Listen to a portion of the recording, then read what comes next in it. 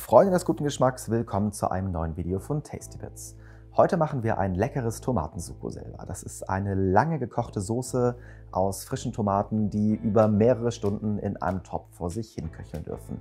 Das gibt jede Menge Geschmack und jede Menge Aroma und passt ganz wunderbar zu Pastagerichten oder als einfache Grundsoße. Wenn du wissen willst, wie das ganz einfach funktioniert, dann bleib jetzt dran.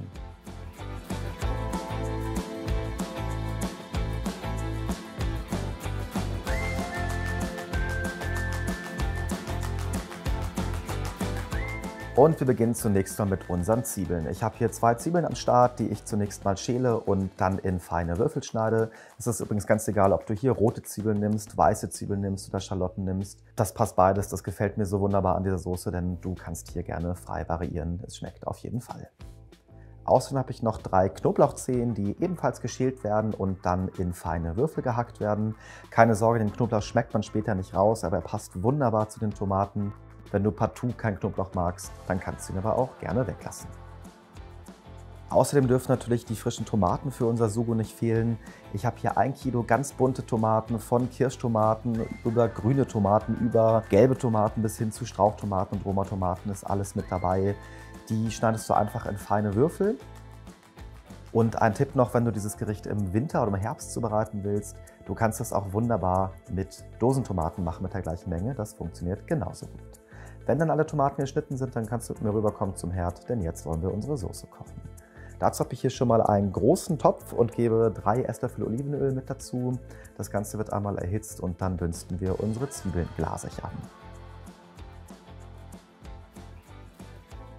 Achte in jedem Fall darauf, dass du nicht zu viel Hitze verwendest, denn die Zwiebeln sollen nur so ein bisschen, ja, wie gesagt, glasig angedünstet werden und natürlich auf keinen Fall verbrennen oder zu dunkel werden. Wenn deine Zwiebeln dann so ein bisschen Farbe genommen haben, dann ist es an der Zeit, den fein gehackten Knoblauch mit dazu zu geben und ebenfalls ein bisschen anzudünsten, dass er auch ein kleines bisschen glasig werden kann und sein ganzes Aroma entfalten kann. Jetzt gebe ich außerdem noch 1 Esslöffel Zucker mit dazu, denn Zucker und Tomaten, das passt wunderbar zusammen. Außerdem würze ich schon mal alles mit einer guten Prise Salz und dann wird alles einmal ein bisschen karamellisiert. Also den Zucker lässt du ein bisschen schmelzen in der Pfanne und vermengst alles mit Zwiebeln und Knoblauch. Und für ein bisschen mehr Geschmack und eine schönere Bindung gebe ich jetzt außerdem noch 2 Esslöffel Tomatenmark mit dazu. Das Ganze wird auch einmal ein bisschen mit angedünstet, nicht zu stark anrösten. Das Ganze soll nicht verbrennen oder Röstaromen entwickeln, sondern einfach nur sich ein bisschen in dem Topf verteilen. Und wenn das geschehen ist, dann geben wir die frischen Tomaten mit dazu. Wie gesagt, wenn du dieses Gericht im Herbst oder im Winter oder im Frühjahr machst und du keine frischen Tomaten bekommen kannst, dann kannst du das auch gerne mit der gleichen Menge an Dosentomaten machen. Abgeschmeckt wird alles mit einer guten Prise schwarzen Pfeffer, mit ein bisschen Salz, mit ein bisschen getrockneten Thymian und mit einer kleinen Prise Chiliflocken. Außerdem gebe ich gerne immer noch 2 oder 3 Basilikumzweige mit dazu, die kannst du einfach im Ganzen mit dem Sugo zusammen kochen. Und wer mag, kann auch noch ein bisschen frisch gehackten Rosmarin mit dazugeben. Alternativ geht das aber auch mit getrocknetem Rosmarin. Und wenn du dein Sugo etwas anpassen möchtest, kannst du jetzt auch gerne Möhren, Oliven, Zucchini oder auch andere Gewürze mit dazugeben. Das passt ebenfalls wunderbar und variiert dann dein Sugo ein bisschen.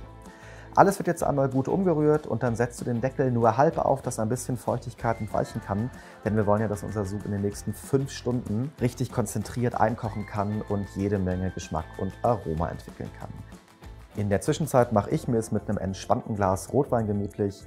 Und da ich ja gerne teile, gebe ich natürlich auch gerne was von meinem Rotwein an mein Sugo ab. Du wirst es nämlich im Laufe der Zeit sehen, dass immer mehr Feuchtigkeit verkocht aus dem Sugo und das kannst du gerne mit ein bisschen Wein aufgießen. Aber es ist egal, ob du einen Rotwein oder einen Weißwein nimmst. Das hebt auf jeden Fall den Geschmack nochmal und sorgt dafür, dass das Ganze ein bisschen mehr Tiefe bekommt. Einfach den Wein dazugeben, immer mal einen kleinen Schuss und umrühren. Und nach insgesamt 5 Stunden Kochzeit ist dann der große Moment gekommen und wir können unser heißes Sugo in ausgewaschene Gläser abfüllen.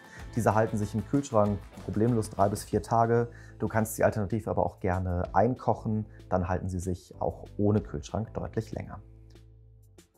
Aber ich habe mich dazu entschieden, mein Sugo heute direkt zu verbrauchen und habe einfach eine gute Portion frische Pasta gekocht, am besten al dente, dass sie noch einen schönen Biss hat. Und vermenge diese Pasta jetzt einfach im Topf mit meinem Sugo.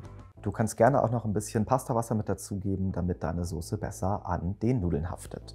Alles wird jetzt serviert in einem tiefen Pastateller, garniert mit einem schönen Basilikumblatt, noch ein bisschen frisches Olivenöl mit darüber und dann ist dein echter Soulfood-Klassiker auch schon fertig.